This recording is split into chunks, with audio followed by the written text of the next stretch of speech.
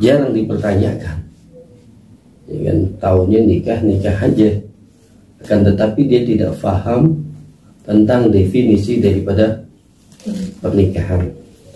Definisi pernikahan ini ada secara etimologi atau secara bahasa. Jadi ditinjau secara bahasa, dan juga ada terminologi, yaitu secara istilah. Hukum nikah sendiri ulama berbeda pendapat. Sebagian ulama yaitu hukumnya mubah. Sebagian lagi mengatakan bahwa pernikahan ini hukumnya sunnah. Pada pernikahan tersebut mengenai 5 hukum. Terkadang wajib, terkadang juga haram, terkadang disunnahkan, terkadang dimakruhkan, dan terkadang dimubahkan. Jadi pernikahan ini hukumnya haram apabila seseorang itu merasakan pada dirinya bahwa dirinya tidak akan mampu untuk menjalankan, melaksanakan hak seorang istri. Atau ada orang yang pengen poligami, istri 2, istri ketiga, istri 3, istri 4. Tapi dia tahu, dan dia tahu, benar-benar tahu pada dirinya ini, di dalam dirinya ini, bahwa dia ini tidak mampu untuk melaksanakan hak-hak daripada istri-istri tersebut, dan juga tidak mampu untuk berlaku adil. Maka kalau dia sudah merasakan seperti itu, dia tahu bahwa dirinya tidak akan bisa adil, tidak mampu untuk melaksanakan hak-haknya seorang istri, maka jadi hukumnya haram. Terus yang kedua, kapan hukum pernikahan itu wajib? Yaitu wajibu ala man khafa ala nafsihi al-wuqu'a fil harami waladayhil ma'unatul kafiyah. Jadi hukumnya wajib bagi orang yang khawatir atas dirinya kalau dia tidak nikah akan terjatuh ke perkara yang haram, dan dia mempunyai perbekalan, mempunyai intinya mempunyai sesuatu untuk membeli mas kawin. Dia mempunyai harta untuk untuk membeli mas kawin atau untuk membayar mas kawin, dan dia mampu, insya Allah dia bisa melaksanakan daripada kewajiban sebagai seorang suami. Jadi bagi orang yang khawatir, yang khawatir kalau nggak nikah bakal pacaran, kalau nggak nikah pacaran, ini bagi orang tersebut hukumnya jadi wajib, ya kan? Ini banyak kan, masya Allah, di zaman sekarang untuk nikah mantar dan dulu masih belum mampu, tapi pacarannya jalan, ya kan? Padahal bagi seseorang yang khawatir untuk jatuh ke dalam lubang yang haram, dan dia mempunyai daripada untuk bisa membayar mas kawin, dan insyaallah dia mampu untuk menjalankan kewajiban sebagai seorang suami, maka saat itu juga ini hukumnya wajib. Maknanya kalau tidak nikah maka dia dosa. Dan yang kedua, ulama juga mengatakan seandainya ada seseorang suami punya istri lebih dari satu, dan istri lebih dari satu, terus dia ceraikan itu istrinya, tentunya belum sampai pada tahap cerai yang ketiga, talak 3.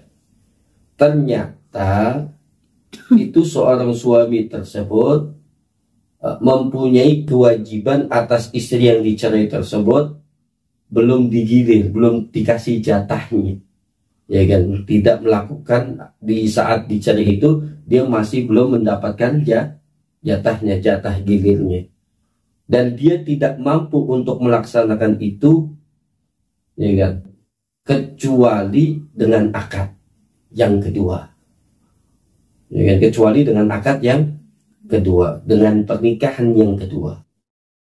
Itu mungkin dia udah cerai sampai masa idahnya selesai, talak raj'i sampai masa idahnya selesai, ternyata ini istri masih seorang suami tersebut itu masih punya kewajiban kaitan dengan ini perempuan, yaitu urusan gilirnya,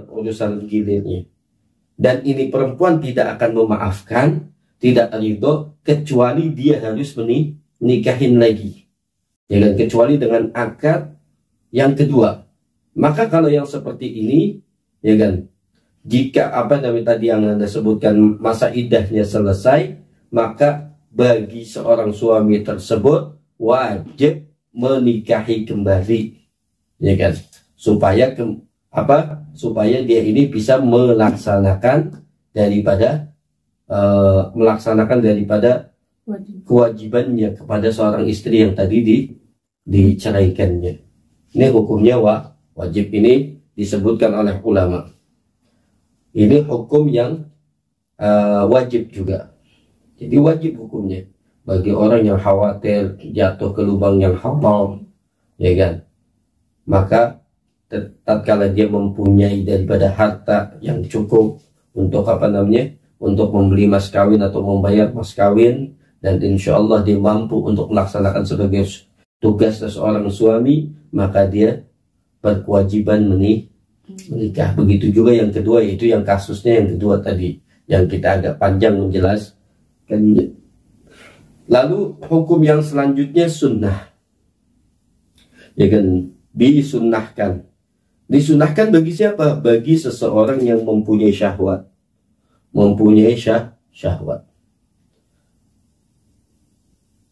dan dia mampu untuk mengendalikan syahwat,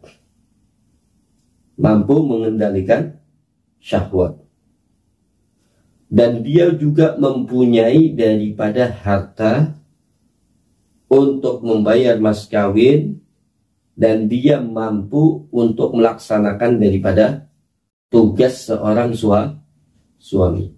Kalau yang seperti ini, maka hukumnya sunnah. Kalau yang wajib tadi dia tidak mampu untuk menahan syahwatnya, sehingga kalau dia tidak nikah khawatir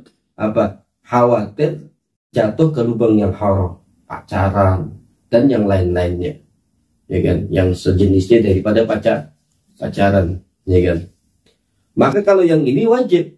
Tapi kalau ada orang yang mempunyai syahwat, dia mampu untuk mengendalikan syahwat tersebut, meskipun dia punya daripada harta, mempunyai daripada sesuatu yang untuk bisa membayar mas kawin, dan dia mampu bahwa dirinya ini bisa untuk menjadi seseorang suami yang bertanggung jawab. Dia bisa melaksanakan daripada kewajiban seorang suami, tapi dia tetap tidak nikah, ya kan? Terus dia nikah, maka hukumnya sunnah.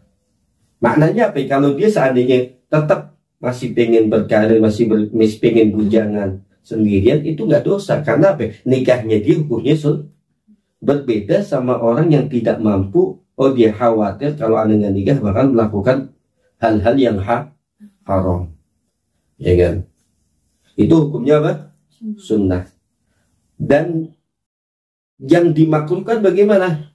Yang dimakruhkan ini dia nggak punya syahwat, dan dia nggak punya daripada Dia nggak punya daripada harta untuk membayar mas kawin atau untuk membayar mas kawin, betul itu, ya kan? Maka kalau yang seperti itu sudah nggak ada syahwatnya, ya kan, nggak begitu tertarik, ya kan, dengan lawan jenis, terus dia ini nggak ada juga daripada harta untuk membayar mas kawin, maka kalau yang seperti ini, kalau dia dipaksakan, malah hukumnya hukumnya makruh. Terus yang terakhir adalah hukum mubah, yaitu lil mustalil, yaitu bagi penikmat. apa namanya bahasanya lebih enaknya tuh. Ya intinya itu bagi orang yang intinya pengen nikah banyak dah. Maksudnya intinya demen deh, oh kayaknya nih nikmat, nih nikah nih nikmatnya asyik nih. Maka ini hukumnya mubah, ya kan. Jadi mustalid bagi orang yang menikmati daripada pernikahan itu hukumnya mubah. Maka apa? Ini hukum-hukum ini harus kita perhatikan. Hukum pernikahan. Jadi terkadang di kalangan awam ini hanya tahu ini sunnah, hukumnya nikah. Maka apa? Saya berarti kalau belum nikah nggak dosa.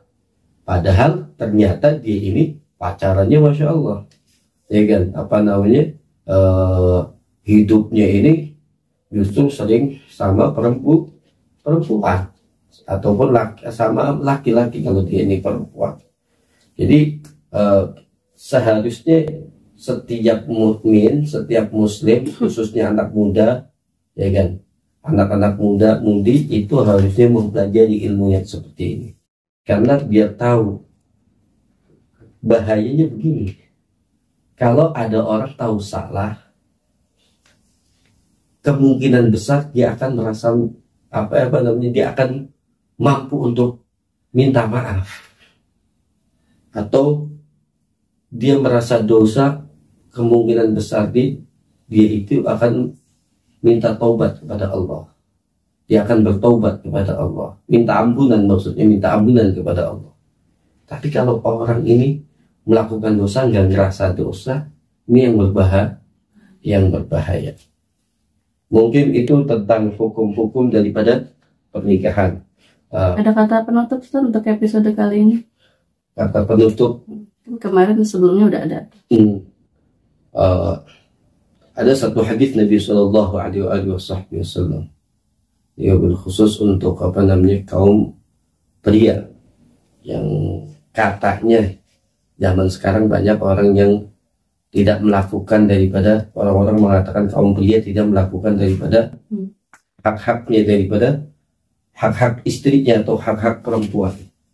Meskipun walaupun sebenarnya itu nggak laki-lakinya, nggak perempuannya, zaman sekarang udah jauh daripada itu. Tapi ini ada hadis Nabi Sallallahu Alaihi Wasallam, ittaqullaha fi nisa'i fa innakum akhadtumuhunna bi amanatillahi ta'ala wastahlaltum furujahunna bi kalimatillahi. Jadi ittaqullaha, bertakwalah kepada Allah. Maksudnya jalankan kewajiban-kewajiban, hak-hak seorang istri. Yaitu jalankan apa yang berkaitan dengan istri, apa yang berkaitan dengan seorang perempuan. Jadi ittaqullah, bertakwalah kepada Allah, jalankanlah perintah-perintah Allah yang berkaitan dengan hak-hak istri. Kenapa? Fa innakum akhadtumuhunna bi amanatillah, karena kalian mengambil mereka dengan amanah Allah Subhanahu wa taala. Jadi dengan tatkala kita mengatakan saya terima dan saya terima nikahnya dan kawinnya, itu berarti apa? Kita ambil mereka menggunakan apa? Amanah dari Allah, perjanjian daripada Allah Subhanahu wa taala. Terus wastahlaltum furujahunna bi kalimatillahi taala, dan engkau menghalalkan, meminta halal, ya kan, daripada kemaluan mereka, ya kan, daripada kemaluan mereka kaum istri, kaum perempuan, dengan kalimat Allah, yaitu dengan akad nikah yang diajarkan oleh Nabi kita Nabi Muhammad Sallallahu Alaihi Wasallam. Maknanya di sini apa? Maknanya bahwa pernikahan adalah produk syariah, produk agama, yaitu pernikahan ini adalah menggunakan daripada ajaran Allah, ajaran baginda Rasulullah Sallallahu Alaihi Wasallam. Maka tidak mungkin berjalan dengan baik kecuali dengan menggunakan ajaran Allah dan Rasulnya, menjalankan tersebut dengan rel-rel yang diajarkan oleh Nabi kita Nabi Muhammad Sallallahu Alaihi Wasallam. Mudah-mudahan kita semuanya bisa menjalankan, kita mendapatkan taufik hidayah dari Allah Subhanahu wa taala, sehingga kita bisa menjalankan daripada apa yang diperintahkan oleh Allah Subhanahu wa taala dan diperintahkan oleh baginda Nabi Muhammad sallallahu alaihi wasallam. mungkin hanya segini saja. Al-Faqih minta maaf apabila ada hal-hal yang tidak menyenangkan. Al-Faqih minta maaf. Dan jangan lupa subscribe, like, dan share. Mudah-mudahan manfaat untuk kita semuanya. Wassalamualaikum warahmatullahi wabarakatuh.